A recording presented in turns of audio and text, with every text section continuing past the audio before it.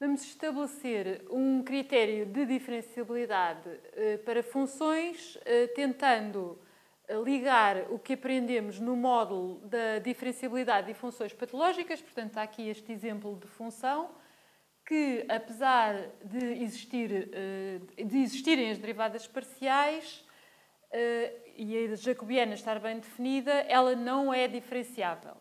O que é que acontece com a função derivada parcial em ordem a y?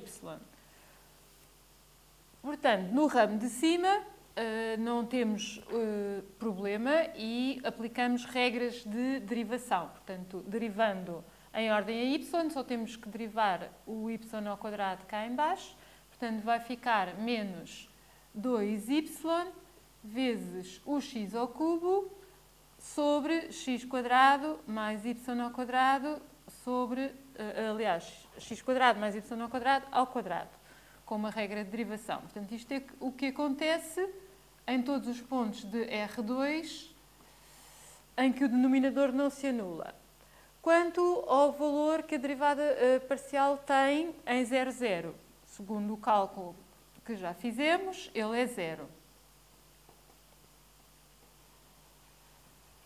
Portanto, o problema de não diferenciabilidade desta função está no facto de a função derivada parcial, por exemplo, em ordem a y, não ser uma função contínua. Portanto, a derivada parcial de y de f, que está aqui definida, não é contínua. Portanto, porquê é que ela não é contínua? Não é contínua porque este limite, o limite do ramo de cima, quando fazemos xy a tender para 0, 0, não existe. E isto é facilmente verificável, por exemplo, se fizermos limites direcionais. O nosso critério para a diferenciabilidade, então, de funções definidas em abertos de Rn e com valores em Rm será ter derivadas parciais. Temos que ter derivadas parciais todas contínuas, ou derivadas de primeira ordem, não é? Portanto, vamos a fazer derivadas parciais contínuas. Isto pode ser dito de diferentes maneiras. Uma delas pode ser, portanto, f diz que f é de classe C1. F é de classe C1. Que significa que a função é contínua e todas as suas derivadas parciais são contínuas. Portanto, se tivermos uma função, também outro nome será continuamente diferenciável, asseguramos que f é diferenciável em todos, neste caso, se isto acontecer em todos os pontos do aberto U, f vai ser diferenciável em U. E, juntamente com a diferenciabilidade da função, temos ainda que a jacobiana de f em todos os pontos do aberto coincide com a derivada da função nesses pontos, certo? Portanto, a jacobiana funciona como a derivada da função nos pontos do aberto U, para todos os pontos U no aberto.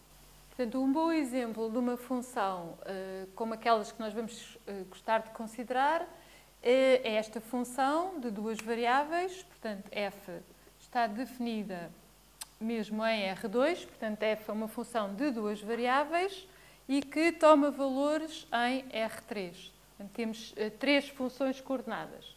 Sendo que cada uma das funções coordenadas, podemos lhe chamar f1 de xy, f2 de xy e f3 de xy, são, cada uma delas, uma função de classe C1.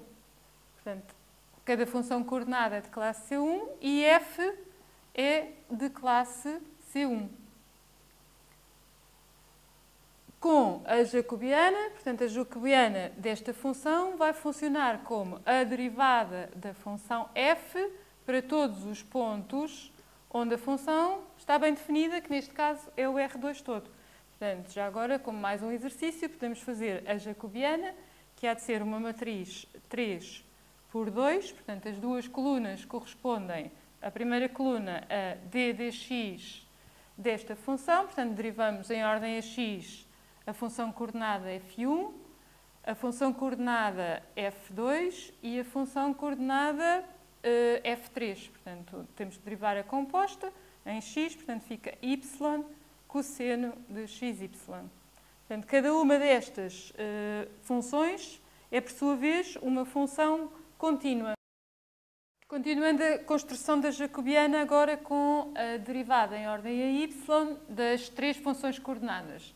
Portanto, derivando a primeira função em y, fica 2y, a segunda função coordenada derivada em y fica menos 5x, e a derivada do seno em ordem a y fica x, portanto, o argumento xy derivado em ordem a y fica x, cosseno de xy.